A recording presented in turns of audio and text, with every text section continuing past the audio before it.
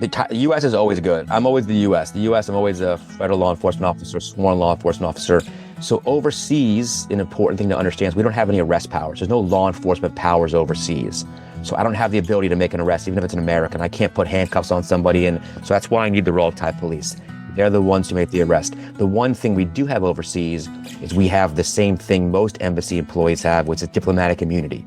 So when you travel overseas to work a full-time job, before you can begin to work, you have to send your credentials overseas, and the embassy goes to the Department of Foreign Affairs for whatever country you're in, and they make sure that you have the diplomatic powers that you need of diplomatic immunity, which that's a whole other podcast, but you have diplomatic immunity. Now, you have that in the country you work in. So I couldn't fly and go to Japan or go to England and have the same ability that I had. I don't have the diplomatic immunity that I would have. Now, that being said, agents do travel. When I was working in San Francisco, I did an overseas trip to Turkey to work a fugitive case. Now, when I was there, they don't transfer diplomatic immunity, but as long as the Turkish police, for example, and here the Thai police, if they accept you, you're there mostly on an advisory role, but you're not going to be probably doing the kind of things you would do with the immunity you have, but you have a limited immunity given to you when you travel. There's certain, it gets kind of in the weeds on things, but when I'm here permanently, I do have the diplomatic immunity. So in case something happened, unfortunate thing happened, I am covered by that while I'm here. Everybody, welcome back to Living the Next Chapter. It's the author podcast. You get to meet people from around the world and some pretty interesting people that I would never have the opportunity or pleasure to meet outside of a podcast. John's here today, and he has some very interesting stories, very interesting background. He's joining me from the other side of the world from where I am, which is pretty cool as well. And we're going to learn a lot about his background, his book, his author journey, and he's got some stories. John, welcome to the podcast. Glad to have you on the show. Great to be here. Thank you so much. Excellent. John, I'm on your website. It's beautiful. I love how everything's laid out here. There's a lot about your background. I'd like to start with this right off the bat, John. Tell everybody where you are, first of all, joining me from, and a little bit of your background. Sure. I'm talking to you now from Bangkok, Thailand, other side of the world, literally. So we say we're 12 hours different from where you are now. I've been here now for pretty much 17 years we'll talk about it, but with a 1-year break in the middle there. I spent the last part of my career in Thailand. I am a retired FBI agent. Started my career in the U.S., working for the U.S. Border Patrol for a couple of years. Worked for one other agency, the Commerce Department, as a special agent for them, but that was my first few years. But the bulk of my career I spent with the FBI, starting in San Francisco, California, after the academy, graduated San Francisco, and then about 8 years into my career, around 2008. Well, 2006, I kind of decided I wanted to be in Thailand with the FBI. In 2008, I made that happen and started my journey in Thailand with pretty much 10 of the last 11 years of my career I spent out here in Thailand, and I retired back in 2019. It's amazing. Okay, there's so much that I need to know. I've heard you on other shows talking about this, and again, I'm just thrilled to have time with you. I have a special spot, John, for anyone who serves their country like you've done. I've grown up with that kind of in my family's background, people that I know and my parents have known that have served in different aspects, but we've always been raised to respect people like you that do so much amazing stuff and put yourself out there for us. So I just want to acknowledge that. Thank you for your service and what you've done for your country. Just it's outstanding to meet people like you. Well, thank you for saying that. It's I always look back and think my father served in the U.S. government as well, and I always felt that same way, which is probably not one of probably the reason why I ended up where I did in the government. But I appreciate that. I can say that it was such a great job, and I enjoyed every minute of it. That a lot of days it doesn't feel like a job. It's just such a great. I loved my career so much. But thank you for saying that. Yeah. Now I'm very curious because there's so many different branches and so many different people I've talked to on the show. The training you have to get to where you serve in the FBI, like there's the Hollywood version we see of what, they try to make it look the way they do. And some of it's maybe close, but a lot of it's just not. So for people who don't understand kind of the training that it takes, that's maybe different from like the Border Patrol that you had and other elements that you've done. How does the training differ for the FBI kind of compared to some of the other things you've experienced in your career? Sure, great question.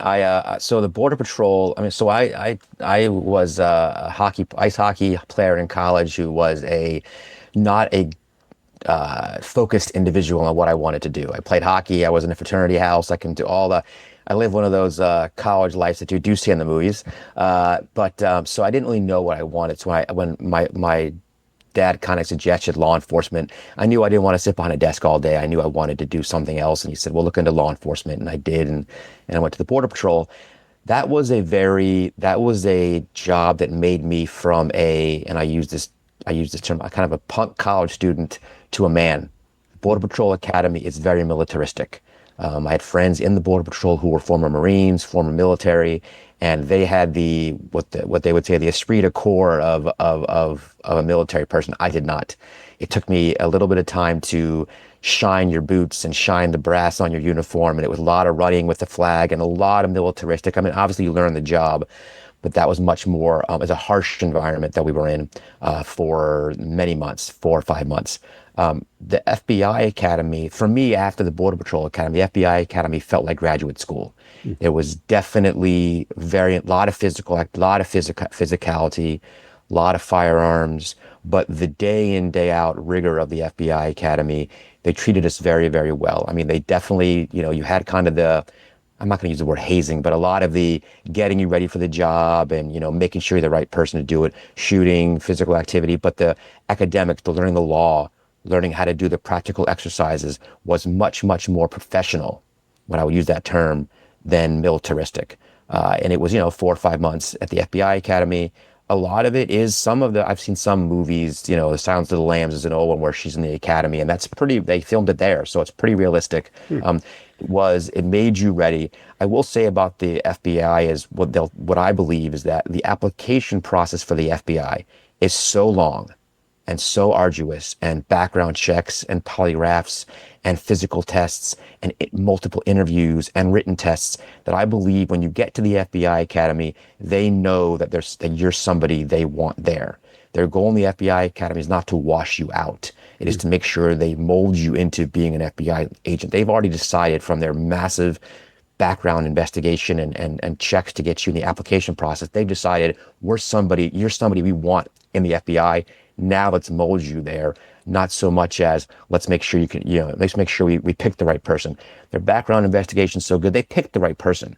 But the FBI Academy is amazing. And what they do there also is you don't have to I had experience in law enforcement, but they take people from all walks of life, accountants and lawyers who don't know how to shoot a gun yet. So their shooting program is so good, they'll make a person who knows the law but can't shoot a great shooter. If you're a former police officer who wasn't really into the rigors of academics, or you were somebody who needed more help in the law, then they turn around and make you, you learn the law like you're in law school. So everything is very professional, very well done, and you come out of the academy ready to go. Interesting. All right, and probably the other side of it, I would think too, beyond the physical stuff, is the mental preparation to do what you did in the FBI. Yeah. Well, how do they kind of navigate that because everyone's coming from a different point of view, a different background?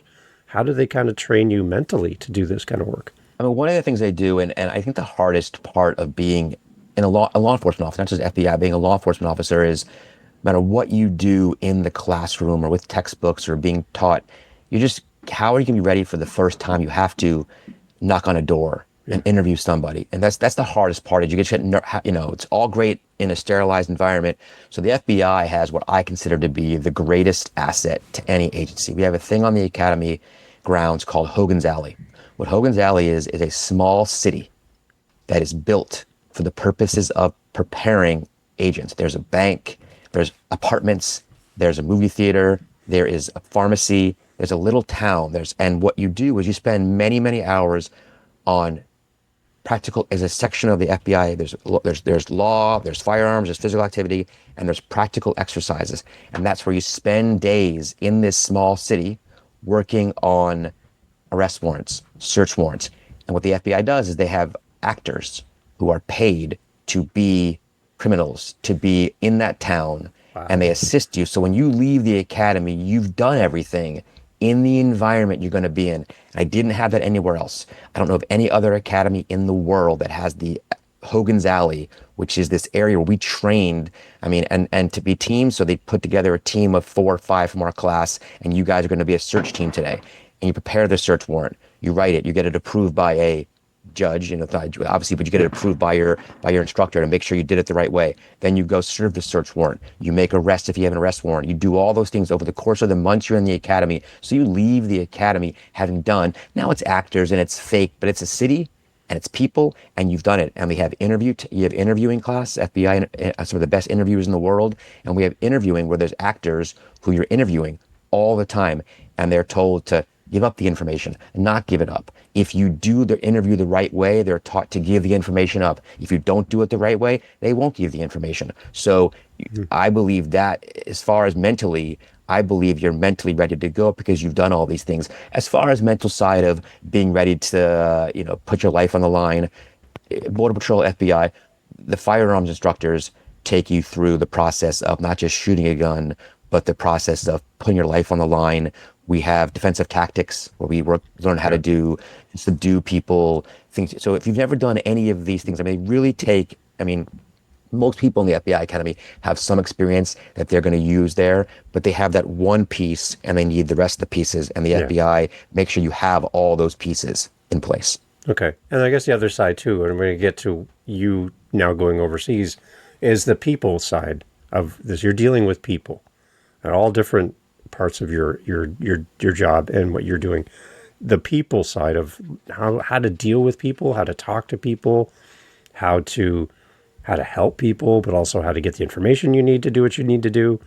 The people side of that did they take you through training on that as well? Yeah, I think the best they can do with the interviewing techniques and how do you interview, and they teach you classwork on that. Then there is part of it, no matter how much they train you, every FBI agent is on probation for the first 2 years of their career. So those first 2 years, most offices are going to make sure that the new agent trainees who come out and become probationary agents, because in the academy you're called a new agent trainee, then you come out and you're a probationary agent, which means you're on probation for the first 2 years. For those first couple of years, they're making sure that you're seeing everything you can see. So if a bank robbery squad needs assistance, you go. Even though I was first assigned to the I was on the Mexican organized crime and drug squad when I first got out of the academy. But it didn't matter. You're on probation. You're told that if another squad needs help, if you're a probationary agent, you're going to go help because they want you to see everything. So, the first time they make an arrest, they're going to have you go do the interview. First time you're going to go do some witness interviews, you go do interviews. So no matter how much they train you, it is going to be your first 2 years. You're going to be nervous a lot, but you're going to everybody has a senior agent who is their training agent, who make sure they walk them through the process. If you're interviewing somebody, they're in the room with you afterward. They're giving you some good feedback on what you did right, what you did wrong. So I think the academy prepares us for as much as they can, but nothing, like most jobs, nothing's going to prepare you for the first time you actually put handcuffs on somebody who isn't an actor in the academy. That kind of stuff. So, but they do, they prepare us for that. They get us ready for the putting your life on the line. They get you ready for interviewing. They get you ready for it all. But, the first time I actually went in the door on a search warrant, I knew it wasn't Hogan's Alley anymore. I knew I was actually in the real world, and it was, for my benefit, I had a great first 2 years. I succeeded and moved on. But are there examples of people that get out in the field and just can't do it, and they have problems and they have to be kind of watched? And do some people not finish their career with the FBI because of that? Sure. But the FBI does their best to make sure once they get you through the application process, they know that you're somebody who will succeed. Yeah, that's good. That's encouraging. Now, I always kind of associated FBI within the U.S. As a Canadian, that's kind of my view. I think that everyone that serves, I'm sure you might travel here and there, but you primarily just work out of the U.S. But that's not correct. We have branches of the FBI then around the globe. Is that I don't know what we can talk about, but of course. No. It's fine. This is fine. No, the first answer I'll give you is that don't just because you're a Canadian, most Americans don't know that we're overseas. So it's not just you're a Canadian. Good. I mean, I had Americans all the time saying, I don't understand why you're overseas. And I'm like, well, all right. So second of all, as a Canadian, understand not just the FBI. So you being a Canadian, some of my closest partners in Thailand were the RCMP. Yeah. So most countries have a branch of their usually national police force, who then have a cadre of agents who are stationed overseas. Okay. Some have more, some have less. FBI, we have about 280 FBI employees worldwide, covering around 70 countries, in 70 countries, covering about 180 countries, which means, when I say that, just to clarify, when I was in Thailand, I covered Thailand and Myanmar and Laos. So some agents are stationed in a country, but have jurisdiction over multiple countries. Yeah. So we have 70 offices, but they cover more than just the 70 countries that they're in. So yes, we are overseas, and I can briefly tell you what we do overseas. So we are overseas mostly. The number one, pretty much 3 main reasons or 4 main reasons we're overseas. Number one, the main reason is if an FBI agent in the US has a case that has some kind of connection overseas. So I will use Thailand as my example because that's where I was. If there's an agent sitting in New York City who has a case where one of their bad guys made a phone call to Thailand, if they sent an email to an email address in Thailand, they have a bank account where they hid funds and those funds were hidden in a bank in Thailand, any connection, the list goes on and on. We can talk about more later, but any one of those connections, well, the case can't stop there. We can't, as FBI, just say, well, the case is out of the country. The case is over. Yeah. So my job here in Thailand was that agent would contact me and say, hey, John, I got a connection to Thailand. Help me out. Who is this person calling? So my job is to work with the local police here, the Royal Thai Police mostly, which is the federal police force here, and figure out, hey, I have this phone number. And the same way in the US, I get a subpoena and I try and find who the phone is. If the call's from New York to LA, we get a subpoena and we see who the call's to. Here, the Thai police assist me, find out who that person is. Do we believe it's enough of a lead where I should go interview that person? The agent in New York says, yep, that's good. I need you to talk to that person. The Royal Thai Police and I will go find that person, talk to him. And that goes from investigating banks, So my first job is to assist agents in the US who have case with connection to Thailand. Number 2 is, if the case wasn't open in the US, there are specific crime types that I am able to start a case myself here. Those are a few. The 2 main ones that we do in Thailand, or we discuss as worldwide, is number 1, counterterrorism. So if a terrorist attack happens overseas and an American is injured or killed, or American property is damaged, then the FBI is allowed to open a case that our Congress has given us years ago, extraterritorial powers to open cases overseas. Second one we do in Thailand is child sex trafficking, where men will travel overseas to abuse Thai kids, and we can open a case there with no predication in the US. Now, why is that? Why does that matter? Because for federal cases in the US, you have to figure out where are you going to charge that case. It's called venue. You need to see where am I going to show. If a case happens in Chicago, you need somewhere to, what court do you take that to? So that's most law enforcement. You have to, if a crime happens, there has to be somewhere that you can legally take that case. Once the arrest is made, where does that go in the courts? Yeah. So overseas, how do you do that? So there are some crime, we take Washington, D.C. and those things. The main argument is, so Congress has given the right for overseas investigations to charge those in the U.S. for certain crime types. Like I said, terrorism and child sex trafficking are 2 big ones. Most other crime types think, well, how about cybercrime? Well, cybercrime is usually easy to charge in the U.S. because most cyber crime will touch the U.S. somehow. Be it the server, if it's, we have between Meta and Google and all those and Yahoo, there's some touch happening to the US. So those are the 2 main ones that we looked at where I can actually open a case overseas with no connection to a case in the US. And then lastly, we also do 2 more actually. One more is the same way that if a US based agent has a crime in Thailand, if a Thai cop has a case in the US, there's a Thai citizen in the US, they'll contact me and I'll be the middleman between the Royal Thai Police and an agent in the US. So the same way they help us here, I can help them get assistance in the US. And then lastly, we do capacity building, training. So we do a lot of training here where new techniques, depends where you are in the world. Thailand, we did a lot of training here on new techniques, on things we can assist them with. So the reason for that is because we'd like our foreign partners to handle investigations the same way we handle them. So, for example, evidence collection. It's much easier for me to go to a court in the U.S. and process and input evidence to the case if the Thai police collected the evidence the same way we do it. So that kind of thing. We try and get the Thais to be kind of on the same page we are when it comes to certain techniques. Wow. All right. The other side then about dealing with people is you're dealing with another culture. So that's another level on top of everything else.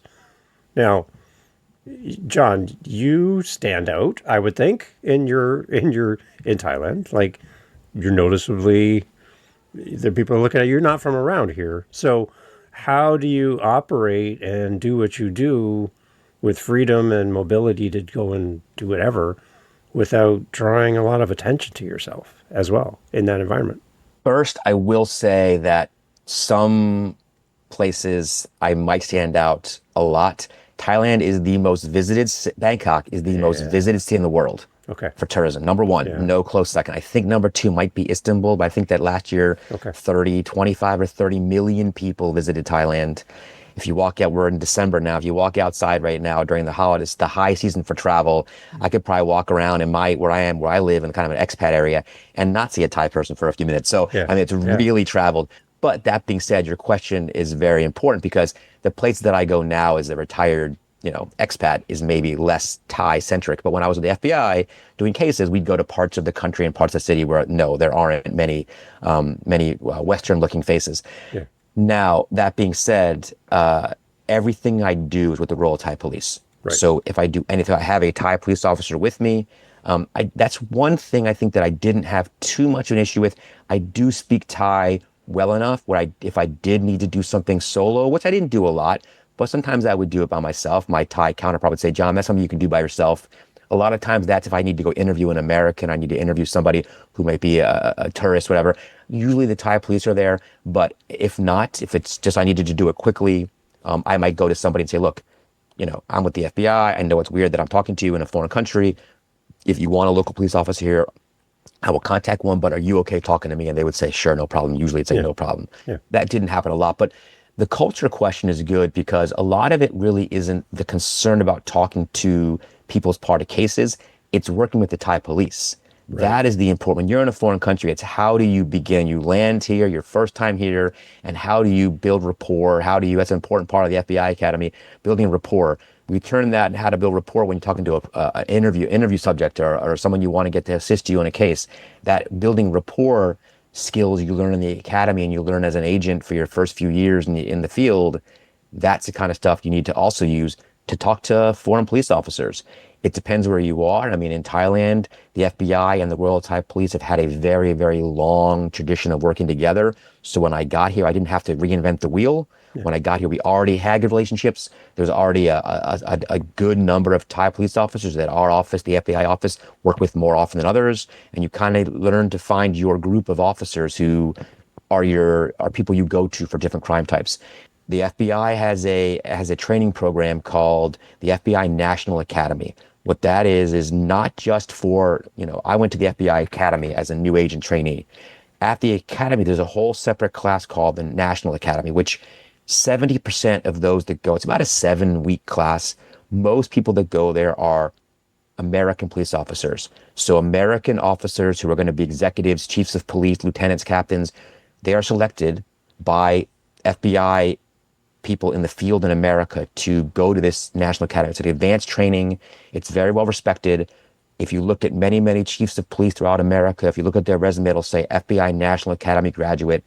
So we also send foreign police to the same academy. They have to speak English, obviously. Yes. So we all over the world, we nominate and send, like I said, about 70% of those classes are American-based law enforcement. About 30% are international. And we sent, over my years here, we've sent 20, 30 officers, a couple a year. Before I got here, there's at least 100. I mean, I was here for 10 years, but before I was here, we sent many.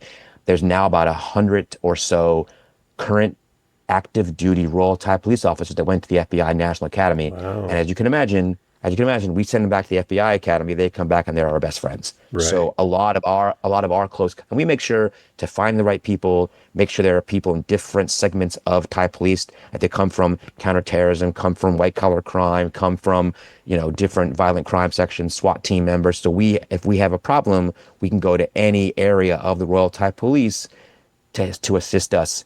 That's a big part of our network here are those FBI National Academy graduates as well. And if you ask a legal attaché, which my title was called legal attaché overseas, if you ask any legal attaché, they'll probably say the same. A lot of their close contacts are folks they sent back to the National Academy. So your jurisdiction, does that travel with you? Like it covers you in all these different places? Because typically you'd see in like the US, this officer covers this area and they can do limited to this specific geographic space is where they can work.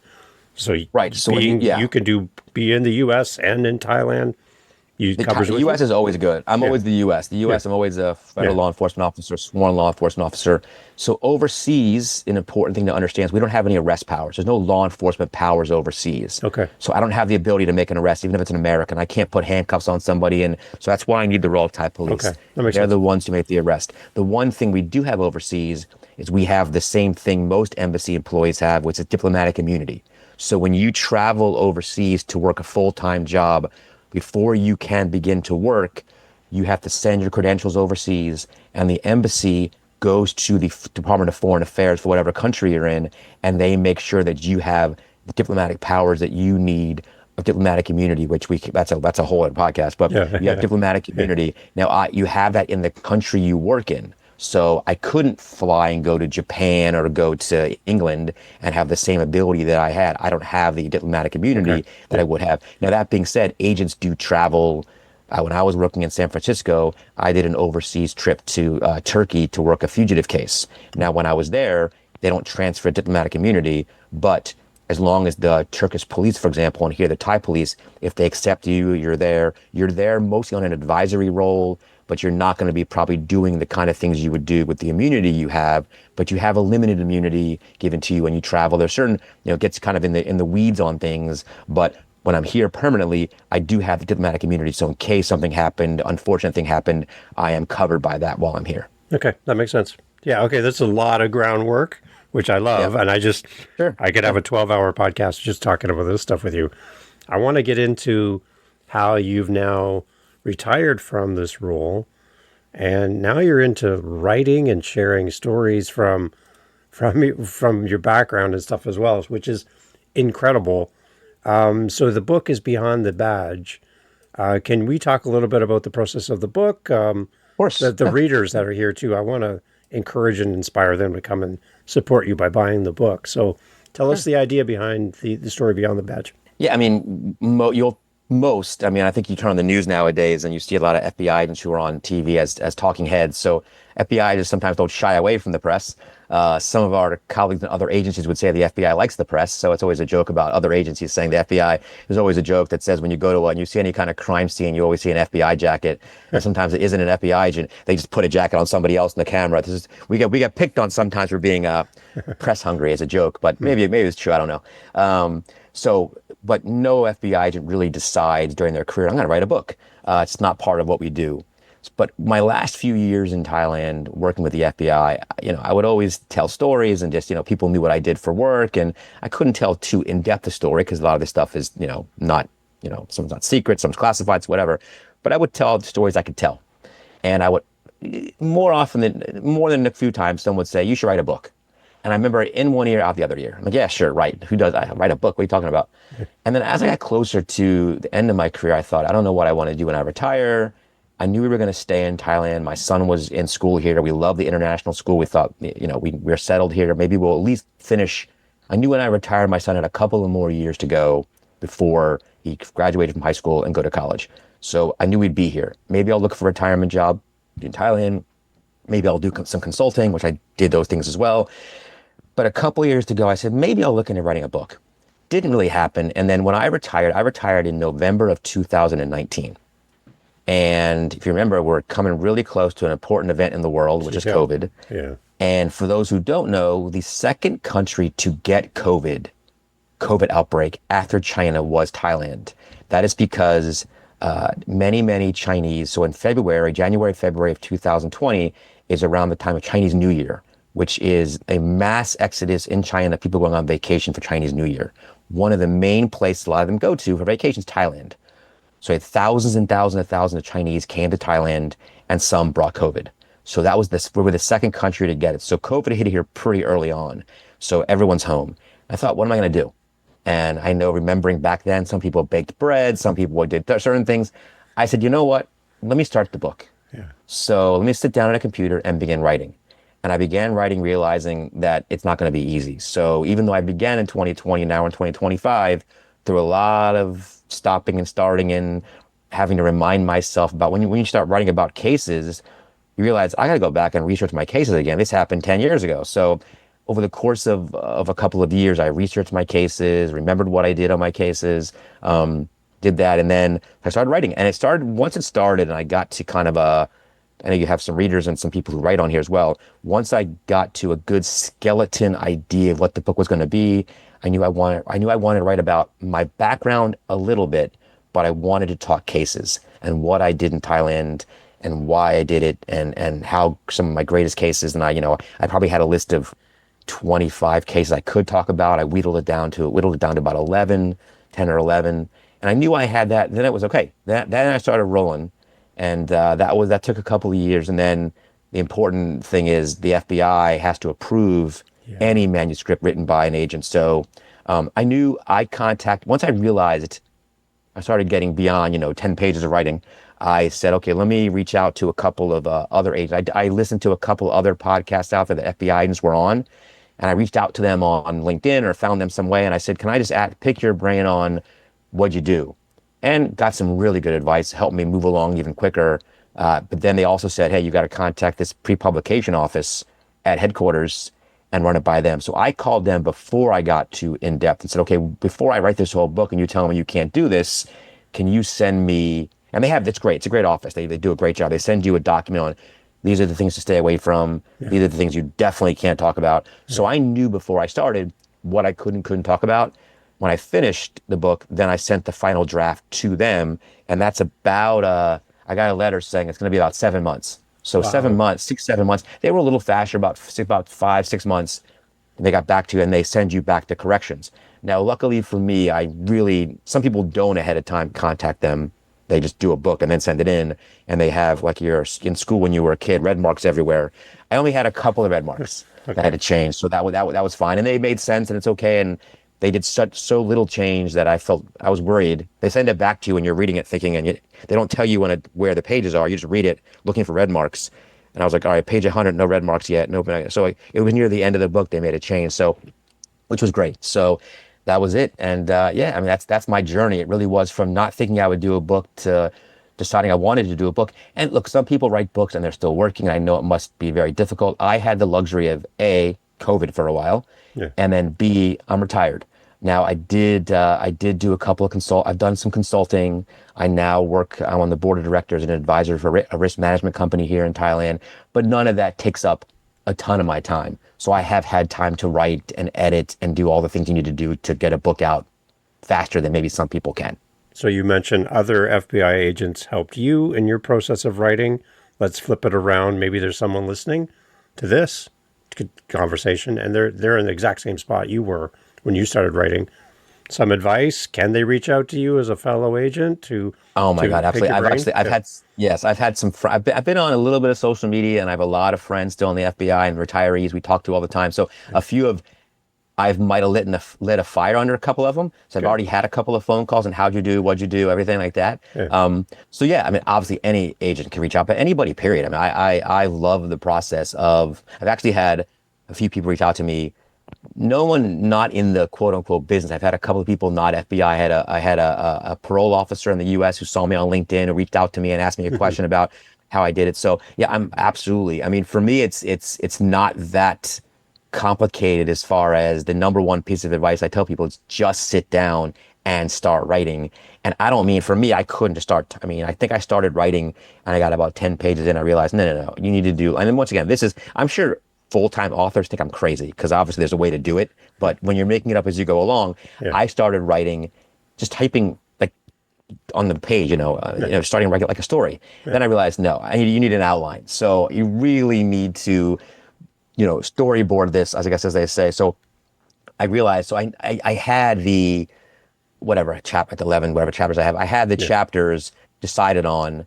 Then I sat down and said, okay, chapter one's going to be this topic. And my book is mostly, the first few chapters are my life, how I got in the Border Patrol, a little bit on the Border Patrol, how I got in the Academy, FBI, a little about the FBI, and my first stint in San Francisco where I worked. I have a little bit about 9/11. I worked the 9/11 investigation a little bit. Really? There was some connection to San Francisco. Yeah. I discussed that. I discussed a couple of cases I worked on, but then I get into the meat of it, which is Thailand.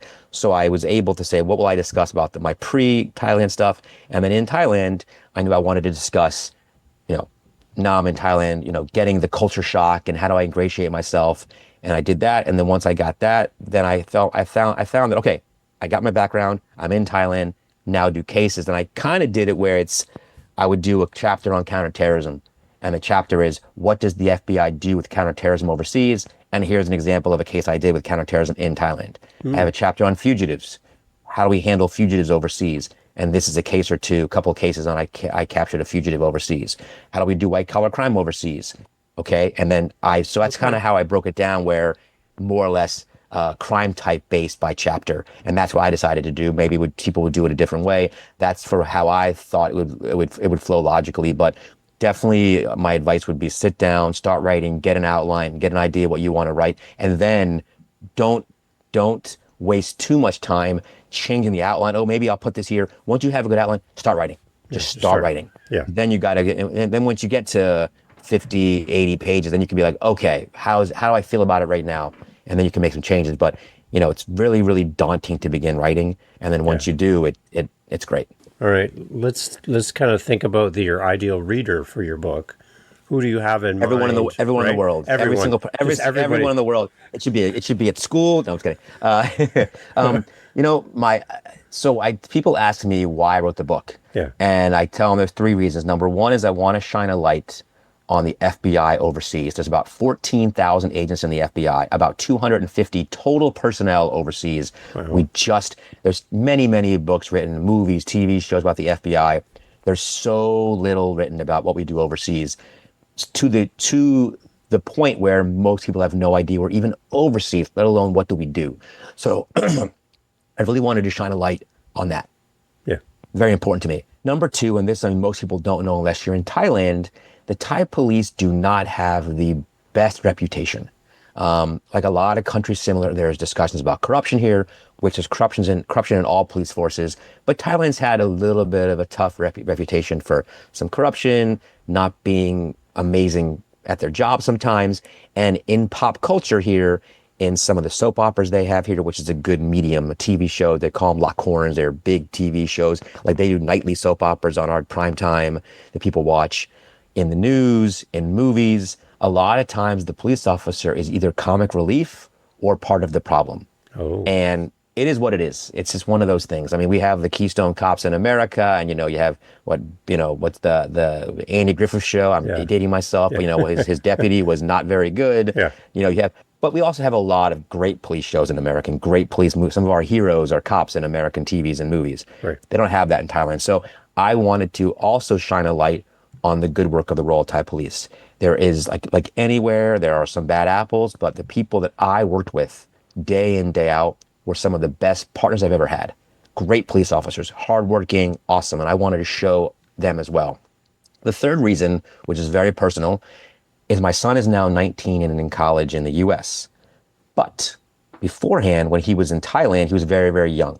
And every once in a while, when school was out or what have you, he'd come into the office to see me. Well, when your child comes into the office, you have to be there, and you're sitting behind a desk.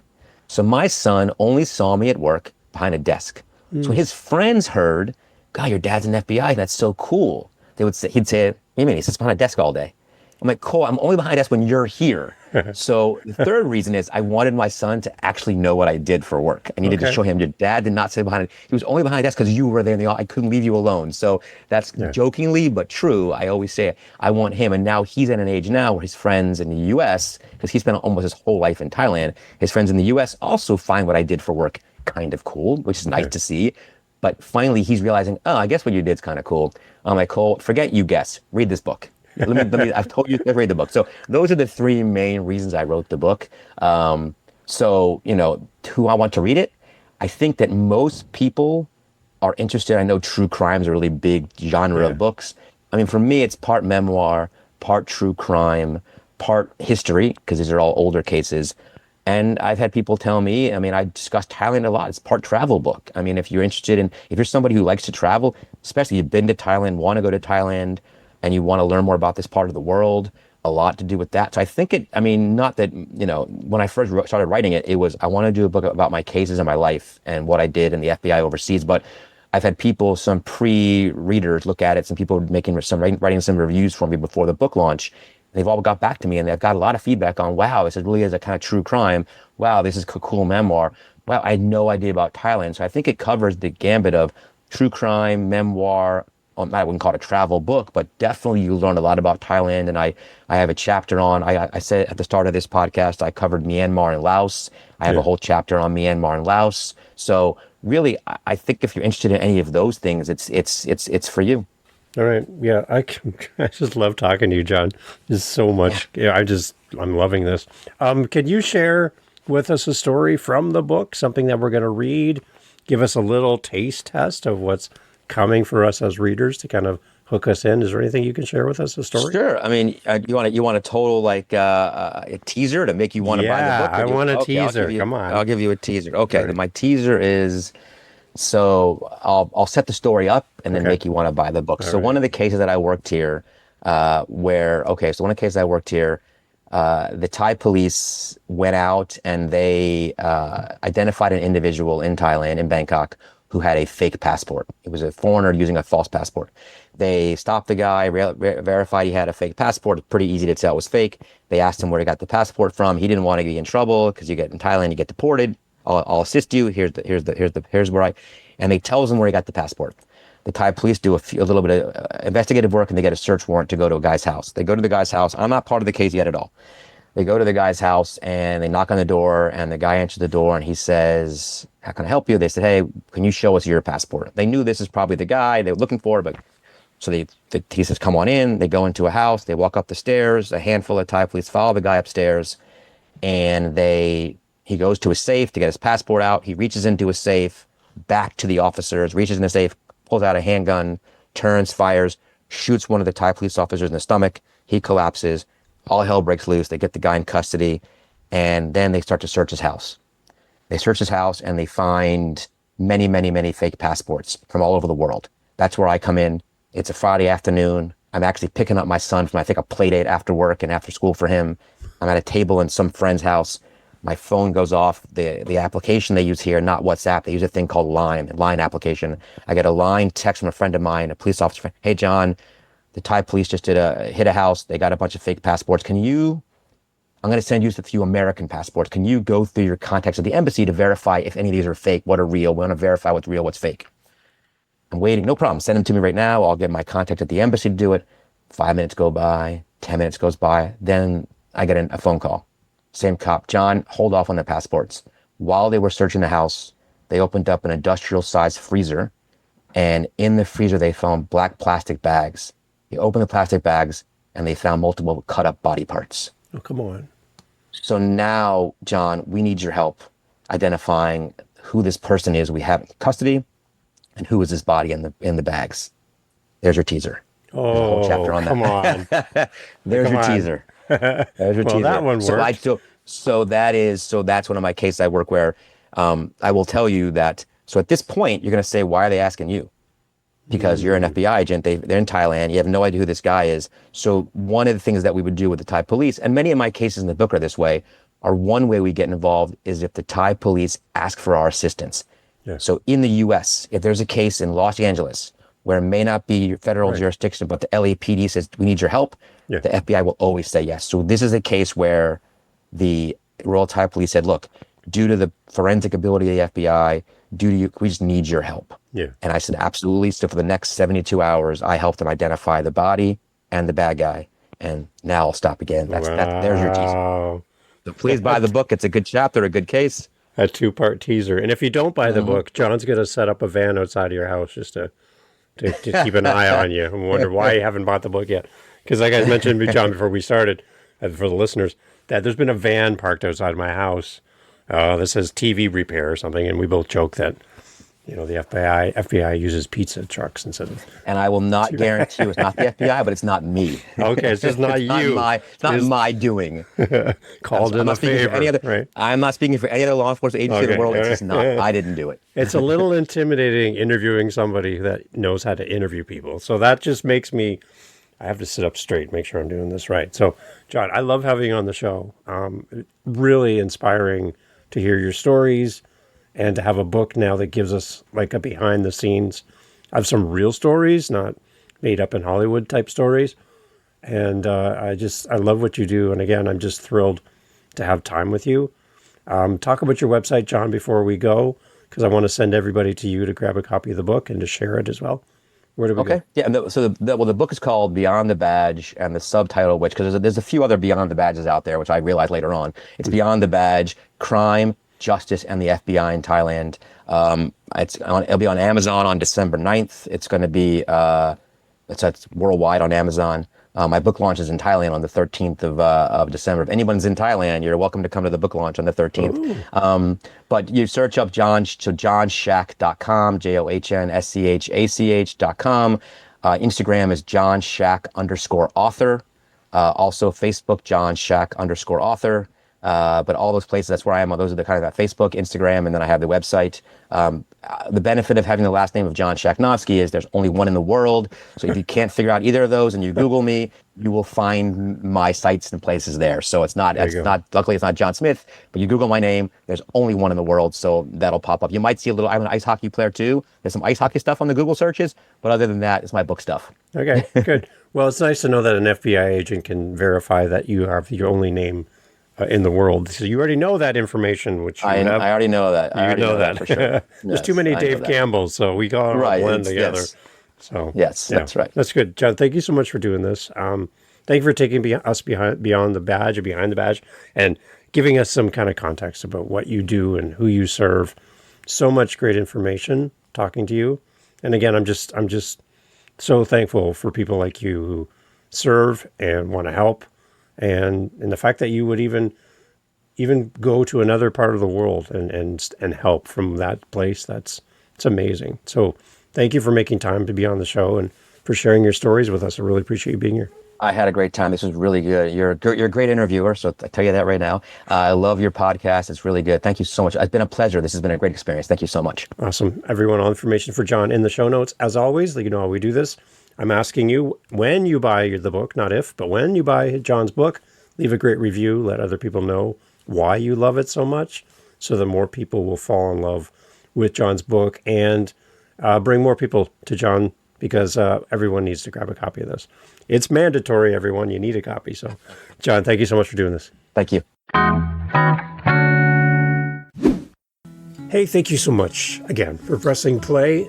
As you've heard, great guests on the show. And one thing you didn't hear in this conversation is what? What did you not hear? Think about it for a second. That's right.